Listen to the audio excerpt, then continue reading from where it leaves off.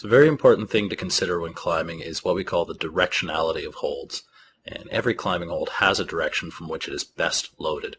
If you imagine drawing a flat plane across the holding surface and then a perpendicular line coming out of that plane, your best position is to get your center of balance along that perpendicular line. This is going to give me the most comfortable stance, most comfortable rest positions, and the most power when moving off of that hold. Everything just comes together nice and fluid. Now, moving my center of balance off of that line is going to create a lot of issues in my joints and just lose a lot of strength on that position.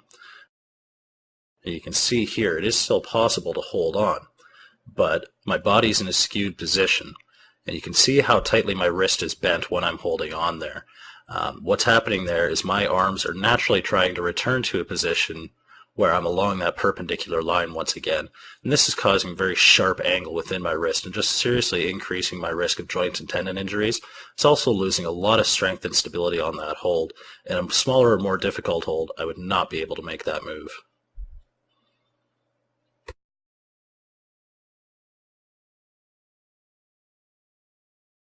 So I want to take a look at this proper positioning from just one more angle, because I really want to illustrate just how protected your arms are in this case. You can see just how straight my wrist and my arm is. This is allowing me to almost completely hang off my skeleton and just allow my bones and my frame to support me. It takes a lot of strain off my joints and my muscles. So if we take a look at this move in a little more detail, again I'm going to draw that flat plane and that perpendicular line, and you can see just how secure and how fluid it seems when I'm moving off of that with the proper directionality. It's a very comfortable move, it's very comfortable positioning, and it really allows me to conserve my energy. Taking myself off that perpendicular plane, you can see immediately just how much more strength it's taking to make that hold and how easily I cut off the wall there. So at this point in time, we've looked at the importance of getting your center of balance along that perpendicular line and properly positioned to the directionality of the hold. So let's look at a few ways to actually move your body into that position when you're on the wall. Now the first and most simple of these is just literally to move your hips and your core into that position and let your body come to the position that feels most comfortable. And the other way to do this is to reposition your feet along the wall if it's possible, and that actually keeps your center of balance directly above your feet.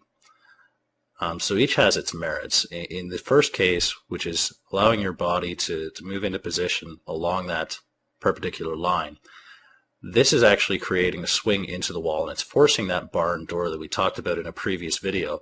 And this is one of the rare occasions which is called a layback, this is advisable.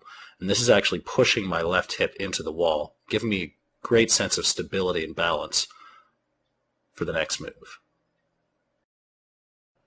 So the alternate to just moving my hips and moving my body into position like this is to reposition my feet along the wall. And this will allow me to bring my entire body to a more comfortable position. This seems a little off balance, but what it's doing is actually keeping my weight directly above my feet. And in a position where my handholds aren't secure and strong, this is allowing me to take a lot of weight off of my hands in preparation for the next move. So here's a lateral traverse while bringing my feet around with a little foot switch and keeping my center of balance as close to, if not directly above my feet. So here's what it looks like when you fail to move your body into the proper positioning before making the next move. Now, as you can see, my center of balance still stays above my feet leading into this move, but as soon as my hands start to move that far over, I'm not able to hold myself into the wall. My body starts to come away from the wall, and then I lose my center of balance above my feet, causing me to take that wide swing out.